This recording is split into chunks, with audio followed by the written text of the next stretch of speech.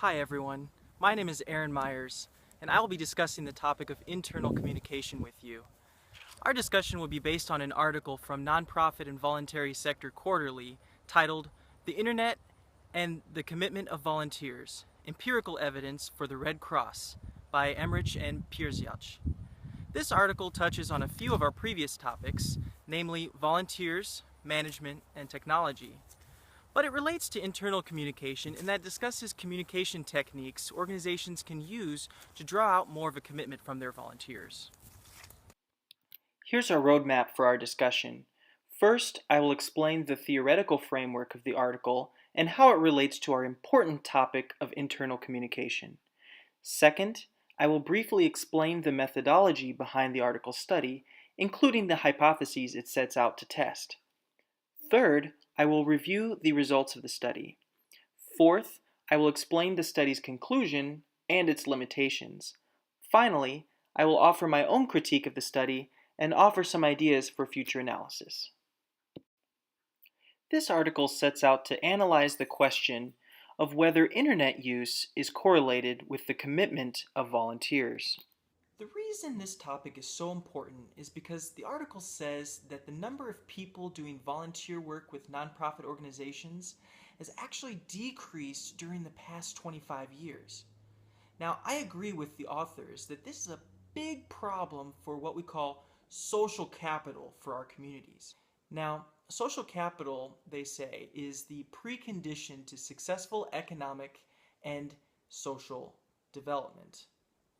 Social capital is any aspect of social structure that facilitates individual or collective action by networks of relationships, reciprocity, trust, and social norms.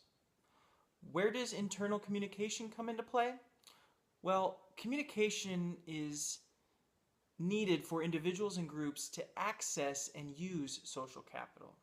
Now, what our focus all boils down to is, does the internet, when used as a tool for internal communication, facilitate this process? For example, can I, as a leader of a nonprofit, use the internet as a way to communicate to my volunteers, and will that communication have the positive effect of making those volunteers more committed to my organization? Now, I would like to offer a brief distinction between involvement and commitment. When we take a look at the difference between involvement and commitment, we can think about the difference between eggs and bacon. You see, to make the egg, the chicken was involved. But to make the bacon, the pig was committed. That distinction is important because it's precisely what the authors were trying to discover. Can the internet, as the tool for internal communication, make more committed volunteers? To answer this basic question, the authors studied a sample of German Red Cross volunteers. The volunteers were asked about the intensity of their internet use, their donations to the German Red Cross, their satisfaction with their volunteer work, and their willingness to expand their volunteer work into future activities. The responses were collected using a 5-point Likert scale. There are 3 basic categories of hypotheses that the authors used to show that the internet is a positive form of internal communication for encouraging commitment for volunteers. Those are the categories of donations, willingness to act, and satisfaction. The authors hypothesized that the more volunteers use the internet for volunteer purposes and use the German Red Cross website, the more likely they will be to donate, commit to future efforts, and they will be more satisfied with their volunteer experience. Conversely, the authors hypothesized that the internet use for general leisure activities, like streaming a Cubs game or looking at online photos of chihuahuas, there will be a non-positive correlation with volunteer loyalty and commitment. In layman's terms, the internet is an effective tool for internal communication when the volunteers are looking at the German Red Cross website, but not when they're looking at chihuahua pics. Now let's take a look at the most interesting results of the study. For the first hypothesis, the authors identified that the intensity of the use of the German Red Cross website was positively correlated with the volunteers' willingness to donate. However, intensity of internet use for volunteer work in general did not correlate with the willingness to donate. What does this mean? Well, the more that a volunteer was actually on the German Red Cross website, as opposed to other websites relating to the volunteer work, the more likely they were to donate. The third hypothesis says that if a volunteer plans to expand voluntary work, it is likely that he or she will search the German Red Cross website for volunteer positions. Now, this analysis gives us a glimpse on causality. The willingness to volunteer causes the intensity of the use of the German Red Cross website, which is all the more reason to make sure that the website is user-friendly. Certainly, the leaders of the German Red Cross don't want to miss out on committed volunteers, all because they couldn't navigate the website to find those positions that they were searching for. Similarly, the fifth hypothesis showed that the internet use for a volunteer position was statistically significant and positively correlated with a volunteer's satisfaction.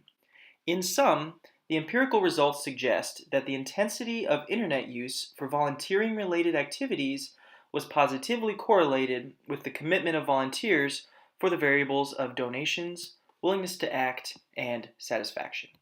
So now for a short critique on the limitations of the study. First, the study did not include any data for non-volunteers, meaning we don't know from the study if the internet helps the German Red Cross recruit new volunteers and if those volunteers will be committed.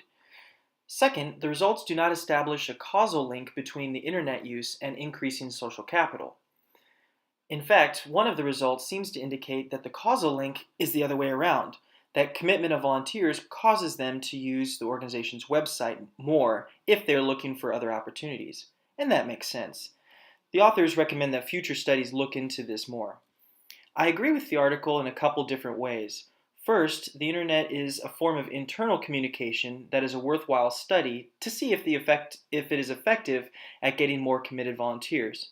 Second, I agree with the limitations on the causality issue, that it would be worth looking into whether certain messages in an online website can generate more committed volunteers.